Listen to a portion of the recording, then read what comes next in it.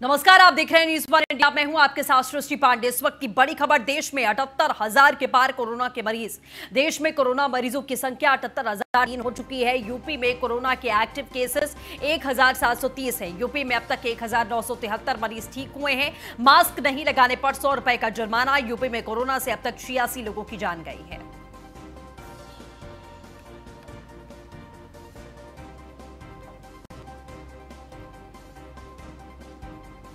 तो प्रशासन और सरकार लगातार लोगों को जागरूक करने की, आगाह करने की, समझाने की कोशिश कर रही है, लेकिन अभी भी बहुत सारे लोग हैं जो बिना मास्क के निकलना शुरू कर चुके हैं। चूंकि थोड़ी बहुत रियायतें दी गई हैं, उसी का फायदा उठाया गया।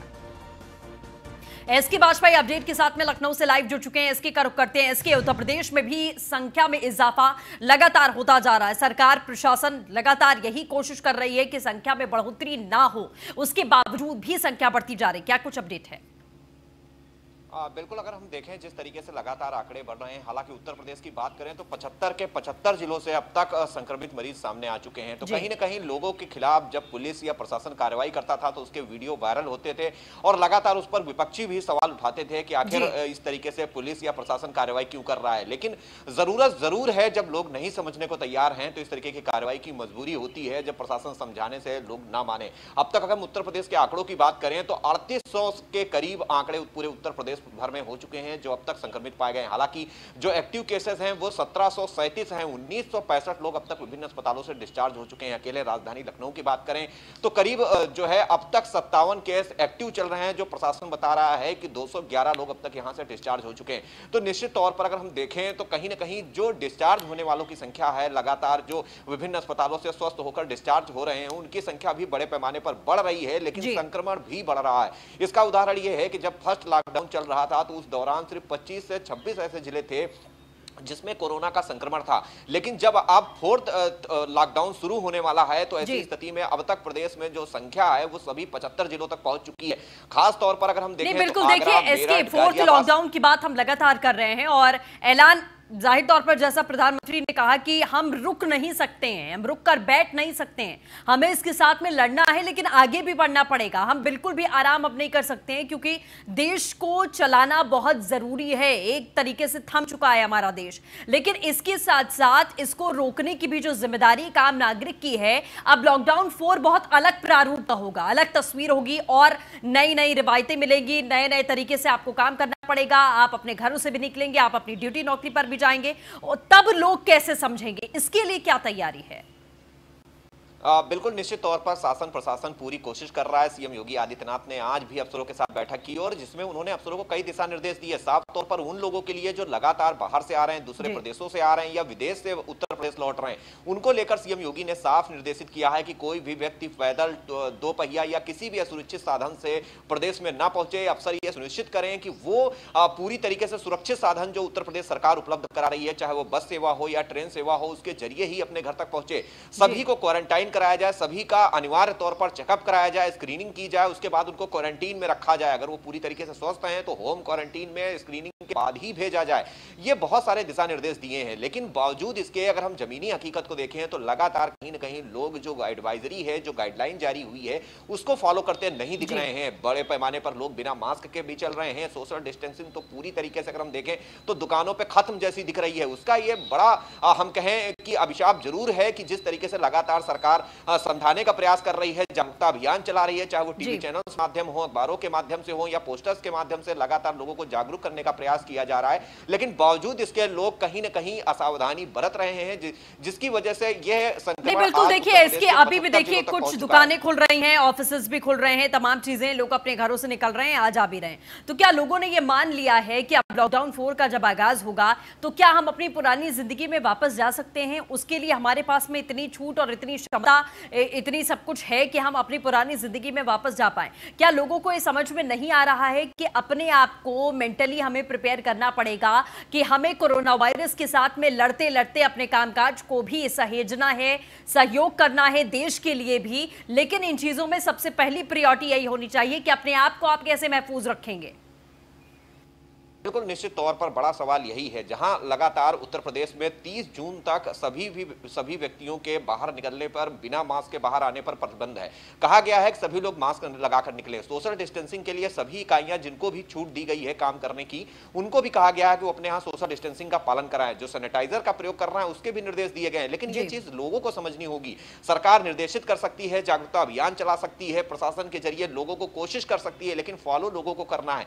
तो कहीं ना कहीं लोगों को अपनी जिम्मेदारी समझते हुए जब उनको छूट मिली है, रियायतें मिली, तो रियायतें भी उनके खुद के फायदे के लिए दी गई हैं। उनको ये समझना चाहिए कि उनकी खुद की सुरक्षा के लिए है, उनके परिवार की सुरक्षा के लिए।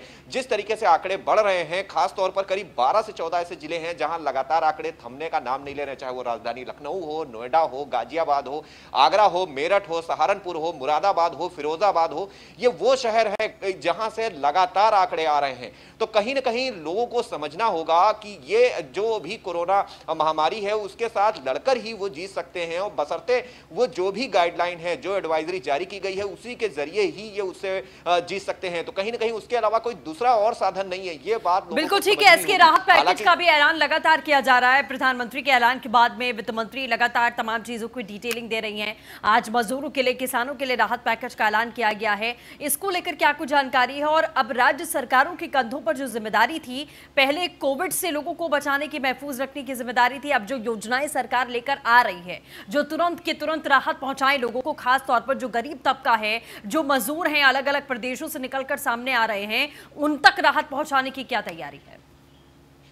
हाँ, बिल्कुल निश्चित तौर पर सरकार पूरी कोशिश कर रही है। अगर हम देखें तो उत्तर प्रदेश में 30 लाख से ज्यादा लोगों को पर मंथ 1000 रुपए के माध्यम से भरण पोषण भत्ता उनके खाते में भेजा जा चुका है। आज ही सीएम योगी आदित्यनाथ ने ऑनलाइन पोर्टल का शुभारंभ किया, जिसमें श्रम योगी सम्मान योजना, उसके अलावा मनरेगा के तहत बहुत सारी योजनाएं, ओडीओपी के तहत बहुत सारी योजनाओं के तहत ऋण वितरित किया जा रहा है, ताकि लोग अपना खुद का व्यापार शुरू कर सकें। जहां केंद्र सरकार ने 20 लाख करोड़ रुपए का जो पैकेज दिया है, तो उस पैकेज के तहत उत्तर प्रदेश सरकार लगातार काम कर रही है। आज भी 4 से 5 योजनाओं को सीएम योगी आदित्यनाथ ने ऑनलाइन किया है, ताकि लोगों को कहीं, चलिए बिल्कुल आप बने रहिए इसके हमारे साथ में। गौरव यादव गाजियाबाद से हमारे साथ में जुड़ चुके हैं, साथ ही हमारे सहयोगी अश्वनी हमारे साथ कानपुर से जुड़ चुके हैं। गाजियाबाद का रुख करते हैं पहले।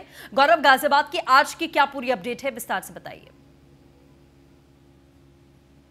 गाजियाबाद में आज 5 नए मामले और सामने निकल आए हैं। इसी के साथ यदि गाजियाबाद के टोटल आंकड़ों की बात करें तो लगभग 150 आंकड़े को आज गाजियाबाद ने छू लिया है, जिनमें से 83 जो पेशेंट हैं वो सही हो चुके हैं, और आज वर्तमान में बात करें 65 केस अब एक्टिव गाजियाबाद में हो गए हैं। कहीं ना कहीं बड़ा संख्या में गाजियाबाद में लगातार कोरोना पॉजिटिव की संख्या बढ़ती जा रही है।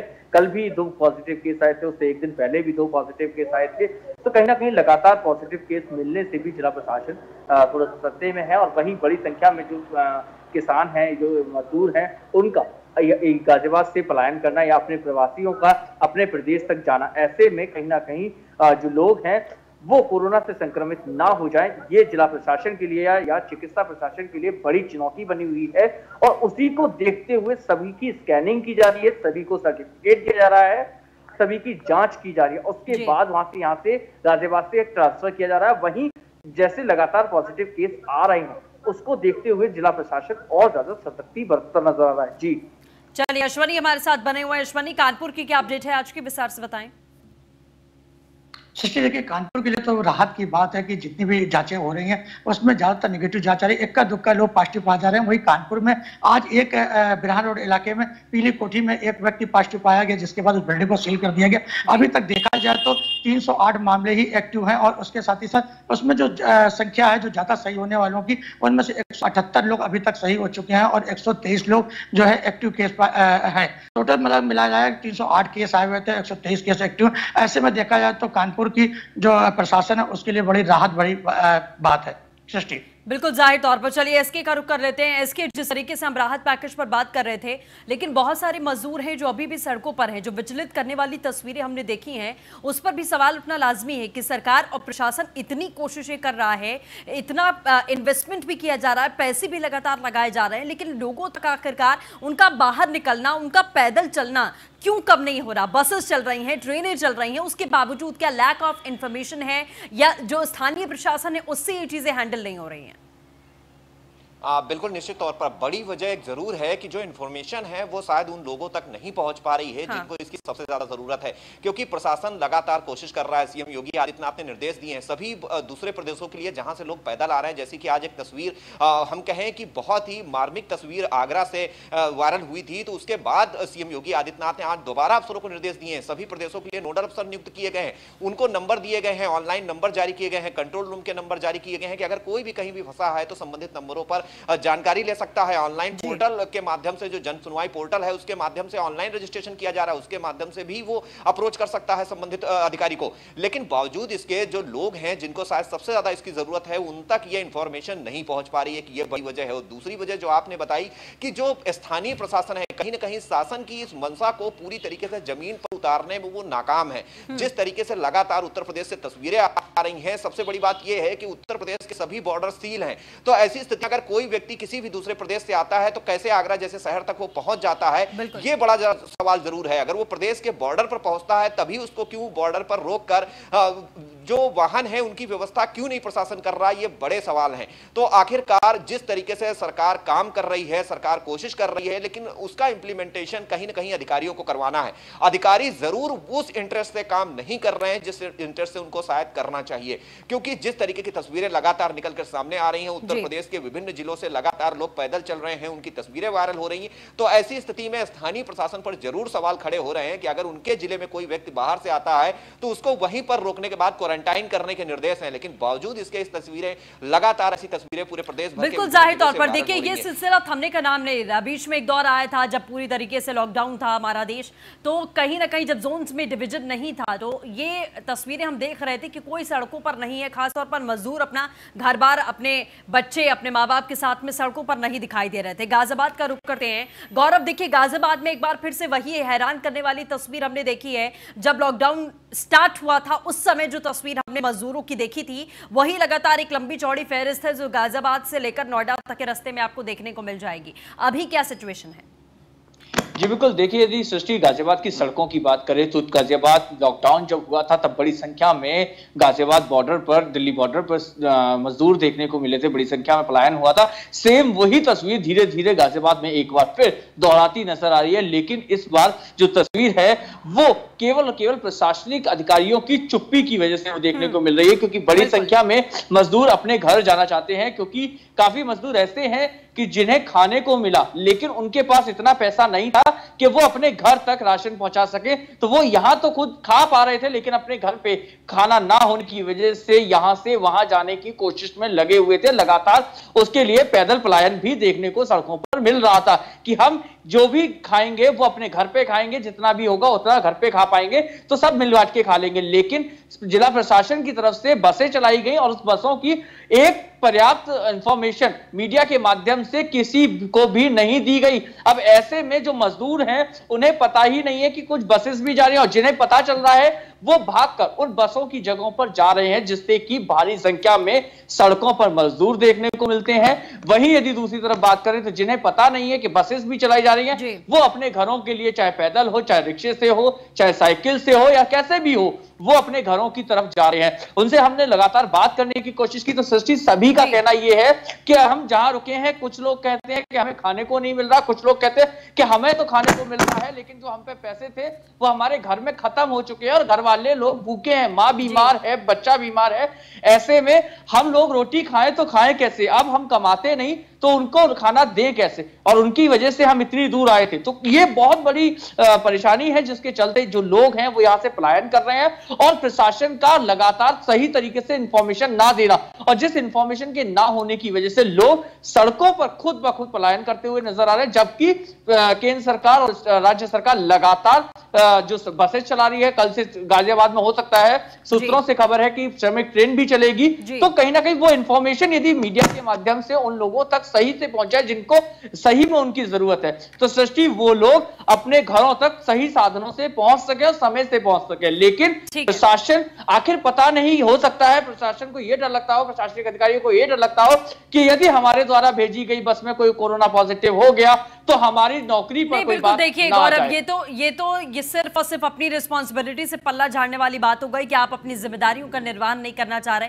जो सैकड़ों की संख्या में लोग मजदूर सड़कों पर बैठे हुए हैं उनमें से अगर कोई पॉजिटिव हुआ तो आप भी पॉजिटिव हो सकते हैं, ये भी समझना पड़ेगा। अश्वनी लगातार हमारे साथ में बने हुए हैं। अश्वनी, आपके पीछे की भी तस्वीर हम देख रहे हैं, लगातार वाहन चल रहे हैं, लोग आ रहे हैं, जा रहे हैं।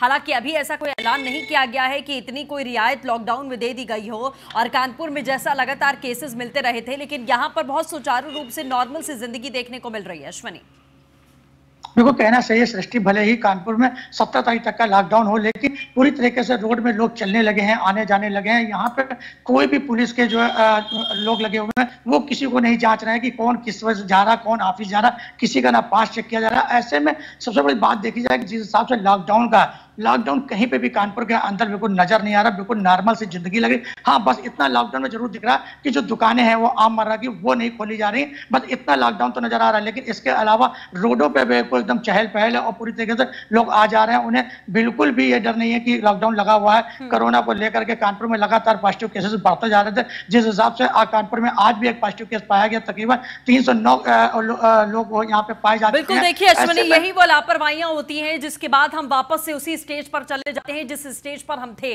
लेकिन ये समझने में लगता है कि बहुत समय लगेगा, लेकिन बहुत सिंपल सी बात है जो किसी के भी दिमाग में नहीं घुस रही है। फिलहाल गौरव और अश्वनी, हमारे साथ जुड़ने के लिए बहुत बहुत शुक्रिया। इसके लगातार बने रहे हमारे साथ। जी हाँ, तो एक तरफ सरकार लगातार लोगों तक राहत पहुंचाने की कोशिश कर रही है राहत पैकेज के द्वारा, लेकिन आपको बता दें कि देश में कोरोना के मामले भी उसी रफ्तार से बढ़ते चले जा रहे हैं। और उत्तर प्रदेश की बात कर लें तो खास तौर पर यूपी के अब हर जिले में कहीं ना कहीं कोई ना कोई संक्रमित जरूर है, और ये संक्रमण लगातार बढ़ता जा रहा है, क्योंकि लोग एक जगह से दूसरी जगह लगातार मूव कर रहे हैं, जो भी कहीं ना कहीं एक कारण हो सकता है। एसके हमारे साथ लगातार बने हुए हैं। एसके, देखिए ये भी बहुत बड़ा पॉइंट है जिस पर लगातार सरकार ने कोशिश की फोकस करने की। मैं आऊंगी इसके आपके पास में। आलोक मालवीय हमारे साथ प्रयागराज से जुड़ चुके हैं, उनका रुख कर लेते हैं। आलोक, क्या रिपोर्ट है प्रयागराज से आज की, पहले वो बताइए विस्तार से। देखिए सृष्टि, 5 लोगों की एक साथ रिपोर्ट जो पॉजिटिव आई है, जिस वजह से प्रयागराज का माहौल काफी गर्म हो गया है। क्योंकि 5 लोग एक साथ कोरोना पेशेंट हो गए हैं, तो स्वास्थ्य विभाग उसके हड़कंप मचा हुआ है। क्योंकि अब जो लोग हैं मुंबई से अपने घरों की ओर आ रहे हैं, इसके अलावा गुजरात, सूरत से हर जगह से लोग अपने अपने घरों की ओर आ रहे हैं। इस समय अगर हाईवे पर आप देखेंगे तो हाईवे पर भीड़ नजर आ रही है। कोई पैदल, कोई साइकिल से, कोई अपनी गाड़ी से, कोई अभी अटे से आ रहा था, उसकी गाड़ी में आग भी लग गई तो लोगों ने कूदकर जान बचाई है धूमनगंज इलाके में। इसके साथ ही लोग अपने अपने घरों की ओर किसी भी तरह पहुंचना चाहते हैं, जिस वजह से जहां भी कोरोना ज्यादा बढ़ा हुआ है और लोग उस कोरोना को लेकर अपने घर में, अपने गाँव की ओर आ रहे हैं, जिसकी वजह से जो प्रयागराज है उसमें कोरोना के बढ़ने की संभावना ज्यादा हो गई है। सृष्टि, इस वजह से लोगों में दहशत भी व्याप्त है।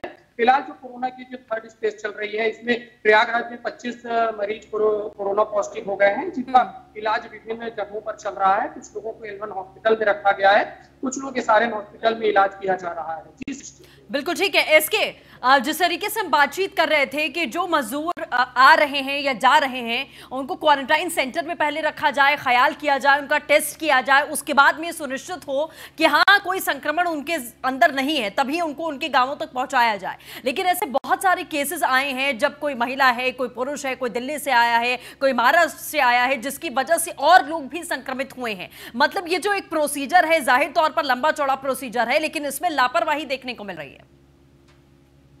बिल्कुल, निश्चित तौर पर अभी कई ऐसी भी शिकायतें आई हैं जिसमें जो लोग ट्रेन से लाए गए तो स्टेशन पर पहुंचने से पहले ही कई लोग ट्रेन से गायब मिले। और लगातार प्रशासन जहां बस के जरिए या जो भी सरकारी साधन है उनके जरिए लोगों को क्वारंटीन सेंटर तक पहुंचा रहे हैं, कई लोग क्वारंटीन सेंटर से भी भाग गए। तो ये बड़ी वजह है कि लोगों अपनी शायद वो जिम्मेदारी नहीं समझ रहे, उनको ऐसा लग रहा है कि उनके भाग जाने से इस बीमारी से वो बच सकते हैं। तो ये बहुत गलत धारणा है। तो निश्चित तौर पर कहीं ना कहीं ये एक बड़ी वजह है जिसकी वजह से ये बीमारी लगातार एक के बाद दूसरे व्यक्ति में पहुंच रही है। बिल्कुल, चलिए ठीक है। इसके आलोक आप दोनों लगातार नजर बनाए रखिएगा, हम अपडेट लेते रहेंगे। फिलहाल के लिए हमारे साथ जुड़ने के लिए बहुत बहुत शुक्रिया। आगे बढ़ेंगे। बदायूं में दबंगों का कहर लगातार जारी है। आपको बता दें, घर में घुसकर फायरिंग, मारपीट और आगजनी भी की गई है। 2 पक्षों के बीच में हुए विवाद के बाद में एक पक्ष ने दबंगाई दिखाई। थाना मूसा झाग क्षेत्र के मरुआ गांव की वारदात है।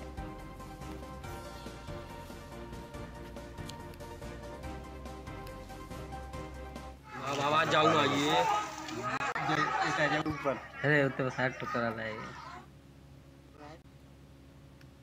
तो तस्वीरें हम आपको लगातार दिखा रहे हैं। घर में घुसकर मारपीट की तस्वीरें सामने आ चुकी हैं। 2 पक्षों के बीच में हुए विवाद के बाद में एक पक्ष ने यहां जोरदार दबंगाई दिखाई है। आगजनी, मारपीट और इन सब का मामला सामने आ चुका है। फायरिंग भी की गई है घर के अंदर घुसकर। ये बड़ी खबर हम आपको लगातार बता दें बदायूं से।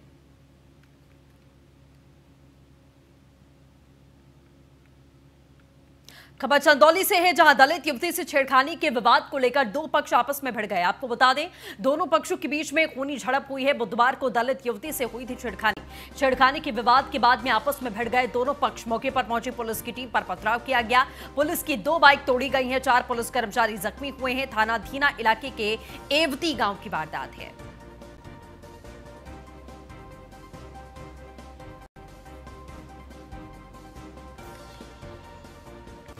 तो मौके पर पुलिस की टीम पहुंची हुई है। पुलिस की 2 बाइक को तोड़ा गया है। 4 पुलिस कर्मचारी इसमें जख्मी हुए हैं। थाना धीना इलाके के एवती गांव का यह पूरा मामला है। चंदौली से बड़ी खबर आपको बता दें, दलित युवती से छेड़खानी के बाद में 2 पक्ष आपस में भिड़ते हुए नजर आए। दोनों पक्षों के बीच में जमकर खूनी झड़प का मामला सामने आया। छेड़खानी के बाद आपस में भिड़े दोनों पक्ष।